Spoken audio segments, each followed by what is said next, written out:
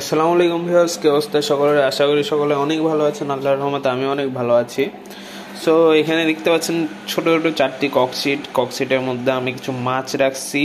এটা আমার ডাইনিং রুমের ভিতরে, একদম ঘরের ভিতরে। মানে হচ্ছে আপনার শীতের সময় একটু বেশি সমস্যা হচ্ছে দেখা যাচ্ছে, সেই জন্য আমি এটা ঘরের মধ্যে করছি। আল্লাহর রহমতে এখানে আমার কোনো মাছ মরেনি, কিন্তু আমার এখানে ভালোই মাছ ফ্রাই দিচ্ছে। আমি কোনো অক্সিজেনের ব্যবস্থা করিনি, এখানে জাস্ট হর্নট ফেলে রাখছি। এবং হর্নট অনেক ভালো কাজ করতেছে আমি দেখতেছি, কারণ হর্নটটা এখনও কিচ্ছু হয়নি।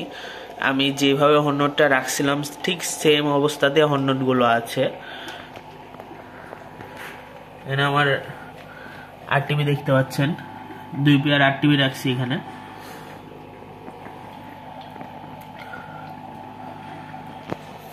আর এইখানে আছে আমার স্যান্টা ক্লজ একটু বুঝতে পারবেন না, কারণ পানিটা একটু ঘোলা ঘোলা আছে। এইখানে আছে আমার জার্মান স্নো হোয়াইটের বাচ্চা, ফ্রাই ছাড়ছে। আমি যেদিন আনছি সেদিন রাতেই ফ্রাই ছাড়ছে। অনেকগুলো বাচ্চা দেখতে পাচ্ছেন, এখানে আছে বহুত বাচ্চা, 45 থেকে 50টার মতো। 1 পেয়ার আনছি জাস্ট জার্মান স্নো হোয়াইট, তো 1 পেয়ার থেকে আমার এতগুলো বাচ্চা হয়ে গেছে। আর এখানে আছে জার্মান স্নো হোয়াইটের ব্রুডটা, অনেক বড়, অনেক বড় তো ফিমেলটা, এই জন্য মানে ফ্রাই ছাড়ছে। আর প্রচুর 45টার মতো বাচ্চা হয়ে গেছে।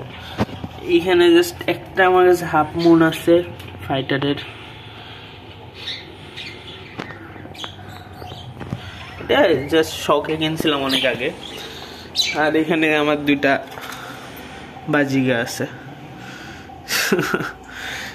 সব শখ থেকে করা এগুলো।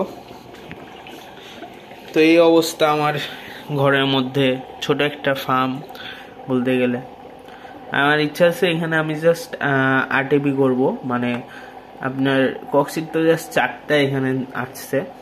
এখানে আমি জাস্ট আরটিপি করব, আরটিপির ফ্রাই রাইস করব, মানে জাস্ট আরটিপি নিয়ে এখানে ভিতরে কাজ করব। এইগুলো আমার বাইরে সেটআপে দিয়ে দেবো।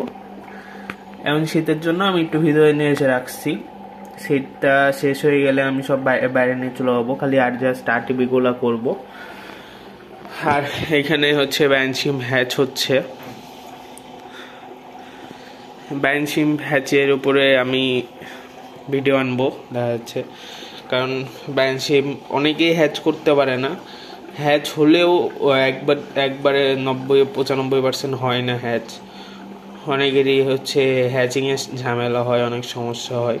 তো ব্যানশিম নিয়ে একটা ভিডিও চলে আসবে ইনশাল্লাহ, যত তাড়াতাড়ি পারি। এই হচ্ছে অবস্থা আমার ঘরের ভিতরে ফার্মে। এখানে অসংখ্য ফ্রাই,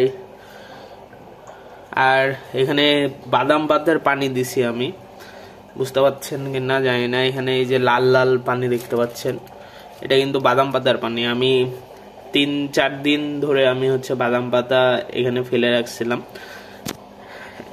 দিয়ে লাল লাল পানি হয়েছে। এটাতে একটু কম হয়েছে, কিন্তু এই পাশের গুলোতে অনেক লাল হয়ে গেছে। 3-4 দিন বাদাম পাতা ফেলে রাখলেই আর কি পানিটা অনেক তাড়াতাড়ি ভালো হয়। আর বাদাম পাতার সাথে তো লবণ দিছি মাস্ট, কারণ ইনডোর সেটআপ। এখানে আমি মিথেনিল ব্লু ইউজ করতে পারবো না, কারণ এখানে হর্নট দিয়ে রাখছি। আমার অক্সিজেনের কোনো সিস্টেম এখানে অন করিনি, ইনশাল্লাহ করার প্রয়োজনও পড়বে না আমার যতটুকু মনে হয়, কারণ মাছ অনেক হেলদি আছে, এরা দৌড়াদৌড়ি করতেছে। এই জন্য আমার মনে হয় না অক্সিজেনের কোনো মানে দরকার পড়বে এখানে। সেই জন্য আমি এভাবেই দিয়ে রাখছি, বাদাম পাতা দিছি আর হচ্ছে হর্নট দিছি, আর সাথে তো লবণ থাকবে, আছেই। আর এখানে দেখতে পাচ্ছেন আমি নতুন ককশিটের উপরেও, তারপরেও মনে করেন যে উপরে পলিথিন ইউজ করছি। এর একটা কারণ আছে, ককশিট যত নতুন হোক একটা সার্টেন একটা সময়ে যে ককশিটগুলো মানে খারাপ হয়ে যাবে, মানে পচে যাবে, বা পানি থাকতে থাকতে একটা সময় যায় এটা নষ্ট হয়ে যাবে। তখন এই ককশিটের যে ফোমগুলো আছে, ওই ফোমগুলো আপনার মাছরা খেয়ে অনেক মাছ মারাও যেতে পারে। আমার প্রথম অনেকগুলো মাছই মারা গেছে, সেখান থেকে শিক্ষা মানে মানুষ একবার হলে তারপরে সেটা বুঝে। সেই জন্য আমি কক্সি ডিরেক্ট পানি দিয়ে আমি মাছটা রাখিনি, আমি উপরে পলিথিন দিচ্ছি, পলিথিন দিয়ে তারপর আমি মাছটা রাখছি, যার কারণে আমার মাছগুলো আলহামদুলিল্লাহ অনেক সুস্থ আছে আর এবং অনেক অ্যাক্টিভ। ঘরের ভিতরে করতেছি, সেজন্য সবাই দোয়া করবেন, কারণ ইনডোর সেটআপে অনেক ঝামেলা পোহাতে হয়। দেখা যাক কতদূর কি হয়। এখানে আমার আরটিপি করার ইচ্ছা আছে, দেখা যাক এখন শীতের সিজনটা শেষ হলে আমি আরটিপি নিয়ে জাস্ট ভিতরে এখানে ব্রিডিং করব এবং তাই বাইরে আমার বেলকনিতে রাইস করতে পারি। সো ভিডিওটা আজকে এই পর্যন্তই।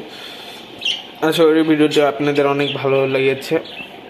ভালো লেগে থাকলে অবশ্যই চ্যানেলটিকে সাবস্ক্রাইব করে নেবেন, ভিডিওটিতে একটু লাইক দিয়ে দিবেন, কারণ একটা ভিডিও কন্টেন্ট মেক করতে অনেক কষ্ট হয়, হ্যাঁ আপনারা জানেনই। সো আজকে এই পর্যন্তই, আল্লাহ হাফেজ।